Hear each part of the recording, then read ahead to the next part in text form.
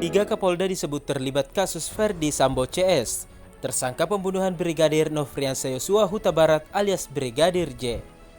Ketiga Kapolda yang dimaksudkan adalah Kapolda Metro Jaya Irjen Pol Padil Imran, Kapolda Jawa Timur Irjen Pol Niko Afinta, dan Kapolda Sumatera Utara Irjen Pol Pancaputra. Informasi soal dugaan keterlibatan tiga Kapolda ini sudah sampai ke telinga tim khusus yang menangani kasus tewasnya Brigadir Joshua. Meski begitu, hingga kini ketiga Kapolda itu belum disentuh tim khusus untuk diperiksa.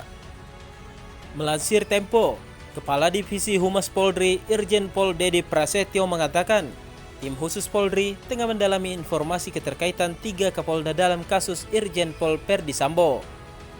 Dedi Prasetyo menyebut, tim khusus Polri sudah mendapatkan informasi terkait pihak-pihak yang diduga ikut terlibat kasus Ferdi Sambo, termasuk ketiga Kapolda yang disebutkan tersebut. Namun, ketiga Kapolda tersebut belum ada yang dimintai keterangan ataupun diperiksa tim khusus Polri.